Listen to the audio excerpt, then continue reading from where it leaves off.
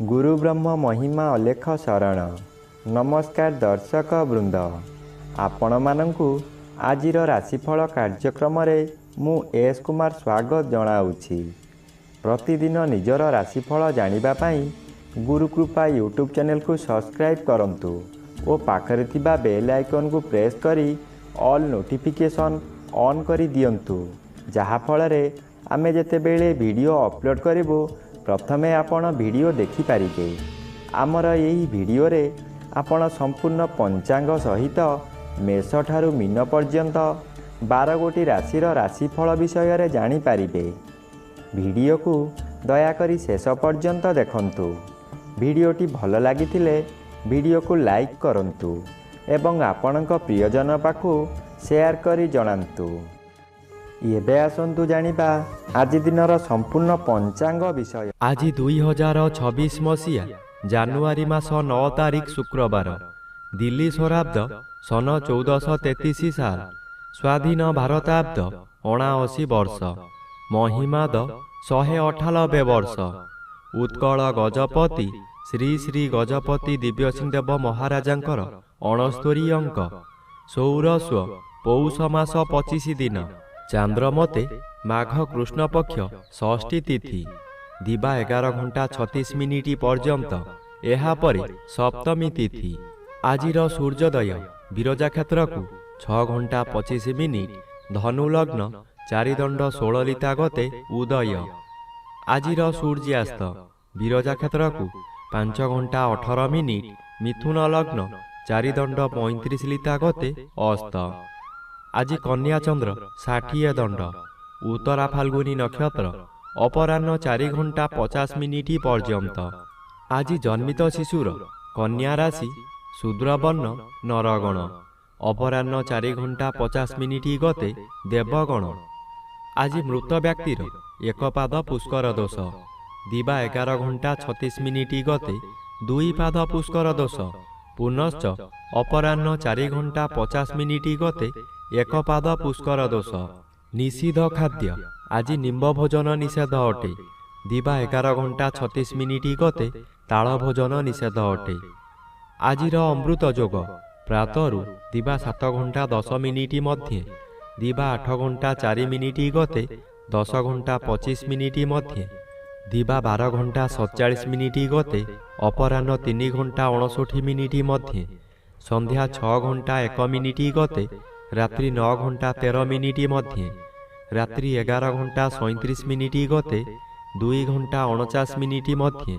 एवं शेष रात्रि 3 घंटा 39 मिनिट गते 6 घंटा 26 मिनिट मध्य। आजिर महेंद्र जोग नाही। आजिर काल बेला एवं 12 बेला। दिबा 8 घंटा 54 मिनिट गते अपराह्न 4 घंटा 23 मिनिट मध्य। आजिर काल रात्रि रात्रि 9 घंटा 44 मिनिट गते 11 घंटा 38 मिनिट मध्य। आजिर राहु काल पूर्वाह्न 10 घंटा 30 मिनिट ठारू मध्याह्न 12 घंटा मध्य। आज वृष राशिर घात चंद्र। अपराह्न 4 घंटा 50 मिनिट गते वृष राशिर घात नक्षत्र। दिबा 11 घंटा 36 मिनिट मध्य मेष राशि और कर्कट राशिर घात तिथि। बिछा राशि धनु राशि और मीन राशिर घात 12। प्रिय बंधुगण, एबे आसंतु जानिबा मेष ठारू मीन पर्यंत 12 गोटी राशिर राशिफल विषय रे। राशि चक्रर प्रथम राशि मेष राशि। आज मेष राशि जन्मित व्यक्ति मानक सकाशे षष्ठ चंद्र अन्य ग्रह द्वारा बाधा पाउथिबारु अशुभ फल प्रदान करिबे। एही समय रे शत्रु माने दूरे रही गुप्तरे आक्रमण करिबे। ताहा आपण न जानी विश्वास करी बहु हैराण हेबे। व्यवसाय क्षेत्र रे एपरि करिबे जहा कि आपण जेते चेष्टा कले मध्य लाभवान होई पारिबे नाही। कोन हेउची बोली बुझिला बेलकु आपणकर बहु क्षति होई सारिथिबो। आपणकर व्यवसाय मांदा होई जिवो। एबे आसंतु जानिबा राशि चक्रर द्वितीय राशि वृष राशि विषय रे। आज वृष राशि जन्मित व्यक्ति मानक सकाशे घात चंद्र भोग हेउथिबारु दुर्घटना हेब ही हेब, किंतु ଏହି ଦୁର୍ଘଟଣା ଶାରୀରିକ ନ ହୋଇ ମାନସିକ ହେବ। ଆଜି ହଠାତ୍ କାନ ନାକରେ ଯନ୍ତ୍ରଣା ଭୋଗିବେ। ଏହି ସମୟରେ ଆପଣଙ୍କ ସ୍ତ୍ରୀ ଆପଣଙ୍କର ବିରୋଧ କାର୍ଯ୍ୟମାନ କରି ମାନସିକ ସ୍ଥିତି ଆହୁରି ବଢ଼ାଇ ଦେବେ। ପିଲାମାନେ, ବିଶେଷ କରି କନ୍ୟା ସନ୍ତାନମାନେ ବିଶୃଙ୍ଖଳିତ ହୋଇଯିବେ। ଆପଣ ଆଜି ନିଜ କ୍ରୋଧକୁ ନିୟନ୍ତ୍ରଣ କରିବା କାଠିକର ପାଠ ହୋଇଯିବ। ଏବେ ଆସନ୍ତୁ ଜାଣିବା ରାଶିଚକ୍ରର ତୃତୀୟ ରାଶି ମିଥୁନ ରାଶି ବିଷୟରେ। ଆଜି ମିଥୁନ ରାଶି ଜନ୍ମିତ ବ୍ୟକ୍ତିମାନଙ୍କ ସକାଶେ ଚତୁର୍ଥ ସ୍ଥାନରେ ଚନ୍ଦ୍ରଗୋଚର କରୁଛନ୍ତି। କୃଷ୍ଣପକ୍ଷ ହେତୁ ବେଶୀ ବିଚଳିତ ଲାଗିବ ନାହିଁ। ଧୈର୍ଯ୍ୟର ସହିତ ଆଗକୁ ମାଡ଼ିଯିବେ। ଅର୍ଥ ଆସିବାର ବାଟ ଫିଟିଯିବ, କିନ୍ତୁ ତତ୍କ୍ଷଣାତ୍ ମିଳିବ ନାହିଁ। ଚାକିରି କରୁଥିବା ବ୍ୟକ୍ତିମାନେ ଶୁଭ ଖବର ପାଇ ଆନନ୍ଦିତ ହେବେ। ଚତୁର୍ଥ ସ୍ଥାନ ବିଦ୍ୟାସ୍ଥାନ ଓ ମାତୃସ୍ଥାନ ହୋଇଥିବାରୁ ମାତୃ ସହିତ କିଛି କଥା କଟାକଟି ହୋଇପାରେ, କିନ୍ତୁ ଆଜି ବିଦ୍ୟାର୍ଥୀମାନେ ବିଦ୍ୟାରେ ଉନ୍ନତି କରିବେ। ଏବେ ଆସନ୍ତୁ ଜାଣିବା ରାଶିଚକ୍ରର ଚତୁର୍ଥ ରାଶି କର୍କଟ ରାଶି ବିଷୟରେ। ଆଜି କର୍କଟ ରାଶି ଜନ୍ମିତ ବ୍ୟକ୍ତିମାନଙ୍କ ସକାଶେ ଷଷ୍ଠ ରବି ଓ ତୃତୀୟ ଚନ୍ଦ୍ର ଉଭୟ ବାଧାପ୍ରାପ୍ତ ଅଛନ୍ତି। ଅଶୁଭ ଫଳ ମିଳିବ। ଜାତକ ପକ୍ଷୀ ସଦୃଶ୍ୟ ହେବା କାମ ଆପଣଙ୍କର ହେବ ନାହିଁ। ଯେଉଁ ଅର୍ଥ ଆସିବାର ଥିଲା ତାହା ସ୍ଥଗିତ ରହିବ। କାମରେ ବିଳମ୍ବ ଦେଖାଦେବ। ଆଜି ଅଚାନକ କାହା ସହିତ କଳହ ହେବା କିଛି ଅସମ୍ଭବ ନୁହେଁ। ମନର ବଳ ଭାଙ୍ଗିଯିବ। ଦୁର୍ବଳ ଅନୁଭବ କରିବେ। ଅପରାହ୍ନଠାରୁ ଶରୀର ମାନ୍ଦା ଲାଗିବା କାରଣରୁ ଶୋଇ ରହିବେ। ସମୟ ଅଯଥାରେ ବର୍ବାଦ ହେବ। ଏବେ ଆସନ୍ତୁ ଜାଣିବା ରାଶିଚକ୍ରର ପଞ୍ଚମ ରାଶି ସିଂହ ରାଶି ବିଷୟରେ। ଆଜି ସିଂହ ରାଶି ଜନ୍ମିତ ବ୍ୟକ୍ତିମାନଙ୍କ ସକାଶେ ଦ୍ୱିତୀୟ ସ୍ଥାନରେ ଚନ୍ଦ୍ରଗୋଚର କରୁଛନ୍ତି। ଅଶୁଭ ଫଳ ପ୍ରଦାନ କରିବେ। ଆଜି ଆପଣ ବହୁ ସମାଲୋଚନାର ଶିକାର ହୋଇପାରନ୍ତି। ଆପଣ ଯେଉଁ କାର୍ଯ୍ୟ କରିବେ ତହିଁରେ ପ୍ରତ୍ୟେକ ବ୍ୟକ୍ତି ପ୍ରବଳ ବିରୋଧ କରିବେ। ଏହି ସମୟରେ ଆପଣଙ୍କର ନାସା, କର୍ଣ୍ଣ, ଚକ୍ଷୁ ଆଦିରେ ଆଘାତ ଲାଗିପାରେ। ସାମାନ୍ୟ କଥାରେ ଆପଣ ଉତ୍ତେଜିତ ହୋଇଯିବେ ଓ ନିଜ ଜିଦ୍ ରଖିବାକୁ ଯାଇ ବହୁତ ଅର୍ଥହାନି କରିବେ। ଏବେ ଆସନ୍ତୁ ଜାଣିବା ରାଶିଚକ୍ରର ଷଷ୍ଠ ରାଶି କନ୍ୟା ରାଶି ବିଷୟରେ। ଆଜି କନ୍ୟା ରାଶି ଜନ୍ମିତ ବ୍ୟକ୍ତିମାନଙ୍କ ସକାଶେ ଶ୍ରୀଚନ୍ଦ୍ର ଗୋଚର କରୁଥିବାରୁ କିଛି ଶୁଭ ଫଳ ମିଳିବ। ଏହି ସମୟରେ ଗୃହରେ କିଛି ମାଙ୍ଗଳିକ କାର୍ଯ୍ୟ ହୋଇପାରେ। ଖୁବ୍ ଧୁମଧାମରେ ଆନନ୍ଦ ଉତ୍ସବ ପାଳିବେ। ନିଜ ପାଖରେ ଅର୍ଥ ଥାଉ କି ନ ଥାଉ ସ୍ୱାଦିଷ୍ଟ ଭୋଜନ କରି ନିଜେ ଭୋଜନ କରିବା ସହିତ ପରିବାର ଲୋକଙ୍କୁ ଖୁଆଇ ଆନନ୍ଦ ଅନୁଭବ କରିବେ। ଆଜି ଦିନରେ କଦାପି ନୂତନ ଗୃହ ଆରମ୍ଭ କରନ୍ତୁ ନାହିଁ।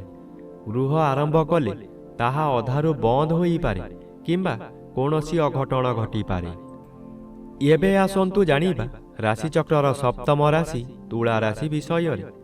ଆଜି ତୁଳା ରାଶି ଜନ୍ମିତ ବ୍ୟକ୍ତିମାନଙ୍କ ସକାଶେ ଦ୍ୱାଦଶ ସ୍ଥାନରେ ଚନ୍ଦ୍ରଗୋଚର କରୁଛନ୍ତି। କୃଷ୍ଣପକ୍ଷ ହେତୁ ଶୁଭ ଫଳ ପ୍ରଦାନ କରିବେ। କୌଣସି ଦୂର ସ୍ଥାନକୁ ଯାତ୍ରା କରିବାର ଥିଲେ ନିର୍ଭୟରେ ଯାତ୍ରା କରନ୍ତୁ। ଫଳପ୍ରଦ ନିଶ୍ଚୟ ହେବ। ଆଜି ସମୟରେ ପ୍ରାୟତଃ ପଦଯାତ୍ରା ଆପଣଙ୍କ ପକ୍ଷେ ଶୁଭଙ୍କର ହେବ। ଆୟ ପରିମାଣରେ କିଛି ଉନ୍ନତି ଆସିବ। ବ୍ୟବସାୟରେ ସଂଯତ ରହିଲେ ଓ ମିଠା କଥାମାନ କହିଲେ ଭଲ ଆୟ ହେବା ସହିତ ଗରାଖ ସହିତ ଭବିଷ୍ୟତ ସକାଶେ ବ୍ୟବସାୟ ଭଲ ହେବ। ଏବେ ଆସନ୍ତୁ ଜାଣିବା ରାଶିଚକ୍ରର ଅଷ୍ଟମ ରାଶି ବିଛା ରାଶି ବିଷୟରେ। ଆଜି ବିଛା ରାଶି ଜନ୍ମିତ ବ୍ୟକ୍ତିମାନଙ୍କ ସକାଶେ ଏକାଦଶ ଚନ୍ଦ୍ର ଅନ୍ୟ ଗ୍ରହ ଦ୍ୱାରା ବାଧା ପାଉଥିବାରୁ ଅଶୁଭ ଫଳ ପ୍ରଦାନ କରିବେ। ଘାତବାର ଅଶୁଭକୁ ବୃଦ୍ଧି କରାଇବ। ଆପଣଙ୍କର ଆୟ କ୍ଷେତ୍ରରେ ପ୍ରତିବନ୍ଧକ ଆସିବ।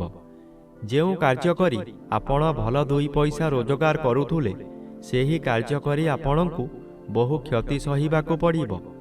ବନ୍ଧୁମାନେ ଆପଣଙ୍କୁ ବିରୋଧ କରିବେ। ପରିବାରରେ କେହି ସହଯୋଗ କରିବେ ନାହିଁ। ହତାଶ ହୋଇ ଦରିଦ୍ର ପଞ୍ଚାକ୍ଷର ମନ୍ତ୍ର ଜପ କରିବା ବ୍ୟତୀତ ଆଜି ଆଉ ଅନ୍ୟ ଉପାୟ ନାହିଁ। ଏବେ ଆସନ୍ତୁ ଜାଣିବା ରାଶିଚକ୍ରର ନବମ ରାଶି ଧନୁ ରାଶି ବିଷୟରେ। ଆଜି ଧନୁ ରାଶି ଜନ୍ମିତ ବ୍ୟକ୍ତିମାନଙ୍କ ସକାଶେ ଦଶମ ଚନ୍ଦ୍ର ବାଧାପ୍ରାପ୍ତ ଅଛନ୍ତି। ଅଶୁଭ ଜନ୍ମ ରବି ଅଶୁଭ ଓ ଘାତବାର ଅଶୁଭ କରାଇବ। ଆଜି ଆପଣ କର୍ମକ୍ଷେତ୍ରରେ ଅସଫଳ ହୋଇ ଅପମାନିତ ହେବେ। ଉପରିସ୍ଥ ଅଫିସରଙ୍କ ନିକଟରେ କାମ କରି ନ ପାରିବାରୁ କାମ ହାତଛଡ଼ା ହୋଇଯାଇପାରେ। ସହକର୍ମୀମାନେ ପରିହାସ କରିବେ। ଆପଣ ଦୁଃଖରେ ଭାଙ୍ଗି ପଡ଼ିବେ। ଆପଣ ଯାହା ଚାହିଁବେ ତାହା କରିପାରିବେ ନାହିଁ। ସର୍ବଦା ଅନ୍ୟମନସ୍କ ରହିବା ହେତୁ ଯିଏ ଯାହା କୁହନ୍ତୁ ମନରେ କ୍ରୋଧଜାତ ହେବ। ଏବେ ଆସନ୍ତୁ ଜାଣିବା ରାଶିଚକ୍ରର ଦଶମ ରାଶି ମକର ରାଶି ବିଷୟରେ। ଆଜି ମକର ରାଶି ଜନ୍ମିତ ବ୍ୟକ୍ତିମାନଙ୍କ ସକାଶେ ନବମ ସ୍ଥାନରେ ଚନ୍ଦ୍ରଗୋଚର କରୁଛନ୍ତି। ଅଶୁଭ ଫଳ ପ୍ରଦାନ କରିବେ। ପିତୃପୀଡ଼ା ଓ ଗୁରୁଜନ ପୀଡ଼ା ଦେଖାଦେବ। ଯେଉଁଆଡ଼େ ଯିବେ ଆପଣଙ୍କୁ ଲୋକମାନେ ପରିହାସ କରିବେ। ଯେଉଁ ଲୋକ ଆପଣଙ୍କୁ ସମ୍ମାନ ଦେଉଥିଲେ ସେହି ଲୋକମାନେ ପରିହାସ କରିବେ। ଆପଣଙ୍କର ଦୋଷ ଦୁର୍ବଳତା ସବୁ ପଦାରେ ପଡ଼ିଯିବ। ଘୋର ଅପମାନରେ ଜର୍ଜରିତ ହୋଇ ମଥା ବିଚଳିତ ହୋଇଯିବ। ଏବେ ଆସନ୍ତୁ ଜାଣିବା ରାଶିଚକ୍ରର ଏକାଦଶ ରାଶି କୁମ୍ଭ ରାଶି ବିଷୟରେ। ଆଜି କୁମ୍ଭ ରାଶି ଜନ୍ମିତ ବ୍ୟକ୍ତିମାନଙ୍କ ସକାଶେ ଅଷ୍ଟମ ସ୍ଥାନରେ ଚନ୍ଦ୍ରଗୋଚର କରୁଥିବାରୁ ଅତି ଅଶୁଭ ଫଳ ପ୍ରଦାନ କରିବେ। ଏହି ସମୟରେ ଆପଣ ଯେଉଁ ସ୍ଥାନକୁ ଯିବେ ସେଠାରେ କଳହ ହେବ। ବିଭିନ୍ନ ପ୍ରକାର କ୍ଷତି ହୋଇ ଆପଣଙ୍କର ମଥା ବିଚଳିତ ହୋଇଯିବ। ରାସ୍ତାରେ ଯିବା ସମୟରେ ଆପଣ ଅନ୍ୟମନସ୍କ ହୋଇପାରନ୍ତି। ସାବଧାନ ନ ରହିଲେ ଯାନବାହନ ଦୁର୍ଘଟଣାକୁ ଏଡ଼ାଇ ଦେଇ ହେବ ନାହିଁ। ଏହି ସମୟରେ ଆପଣଙ୍କୁ ଗରମ ଜ୍ୱର ମଧ୍ୟ ହୋଇପାରେ। ଏବେ ଆସନ୍ତୁ ଜାଣିବା ରାଶିଚକ୍ରର ଦ୍ୱାଦଶ ବା ଶେଷ ରାଶି ମୀନ ରାଶି ବିଷୟରେ। ଆଜି ମୀନ ରାଶି ଜନ୍ମିତ ବ୍ୟକ୍ତିମାନଙ୍କ ସକାଶେ ସପ୍ତମ ସ୍ଥାନରେ ଚନ୍ଦ୍ରଗୋଚର କରୁଛନ୍ତି। ଶୁଭ ଫଳ ପ୍ରଦାନ କରିବେ।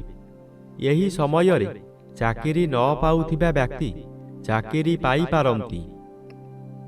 ଚାକିରି କରୁଥିବା ବ୍ୟକ୍ତିମାନଙ୍କର ପଦୋନ୍ନତି ହୋଇପାରେ। ବ୍ୟବସାୟ କରୁଥିବା ବ୍ୟକ୍ତି ଅଧିକ ବ୍ୟବସାୟକୁ ବୃଦ୍ଧି କରିପାରନ୍ତି। ଉତ୍ତମ ରୂପେ ବ୍ୟବସାୟ ଆପଣଙ୍କର ଚାଲିବ। ଆଜି ଆପଣଙ୍କ ପରିବାରକୁ ନୂତନ ବନ୍ଧୁ ଆସିପାରନ୍ତି। ଅବିବାହିତ ମାନଙ୍କର ବିବାହ ପ୍ରସ୍ତାବ ଆସିପାରେ।